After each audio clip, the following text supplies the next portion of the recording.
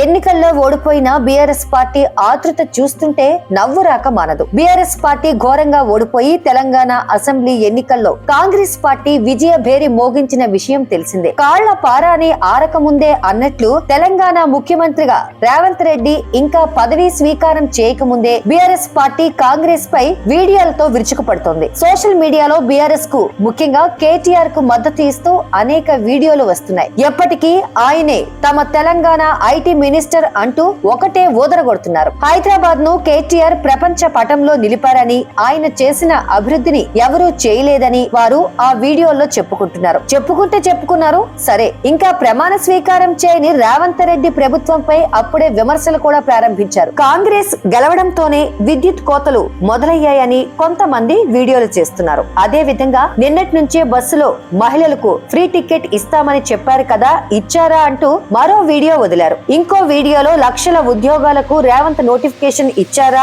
అంటూ ప్రశ్నిస్తున్నారు. ఇదే విధంగా కాంగ్రెస్ ఎన్నికల వాగ్దానాలన్నింటినీ నెరవేర్చారా అంటూ ఒకదాని తర్వాత ఒకటి వదులుతున్నారు. అధికారికంగా ఇంకా పదవీ స్వీకారం చేయని ప్రభుత్వంపై అప్పుడే ఈ దండయాత్రలు ఏమిటని పలువురు నివ్వెరపోతున్నారు. రాజ్యాంగ పరంగా ఇంకా కేసీఆరే ముఖ్యమంత్రి. ఆ వాస్తవాన్ని గుర్తించకుండా ఎన్నికల్లో ఓడిపోయామనే బాధతో తమ ఐటీ మంత్రి కేటీఆర్ మద్దతుతో కొంతమంది వీడియోలు సోషల్ మీడియాలో షేర్ చేస్తున్నారు. ఓడిన వారికి బాధ ఉంటుంది, కానీ అప్పుడే ఎన్నికల వాగ్దానాలను నెరవేర్చలేదంటూ ఏమిటి వీడియోలు అంటూ పలువురు నెటిజన్లు ఆశ్చర్యం వ్యక్తం చేస్తున్నారు. ఎన్నికల కోసం ఏర్పాటు చేసుకున్న సోషల్ మీడియా టీమ్ తో ఇటువంటి వీడియోలను కేటీఆర్ చేస్తున్నారని ఓ నెటిజన్ వ్యాఖ్యానించారు. అప్పుడే కాంగ్రెస్ ప్రభుత్వం వైఫల్యం చెందిందని ప్రజలకు చెప్పడమే వారి ఉద్దేశ్యమని, కేటీఆర్లు తప్ప మరొకరు తెలంగాణను పాలించలేరనే విధంగా వారు వ్యాఖ్యలు చేస్తున్నారు. హైదరాబాద్ ను ఐటీ హబ్ చేసింది చంద్రబాబు కాగా ఆయన శ్రమను గతంలో కాంగ్రెస్,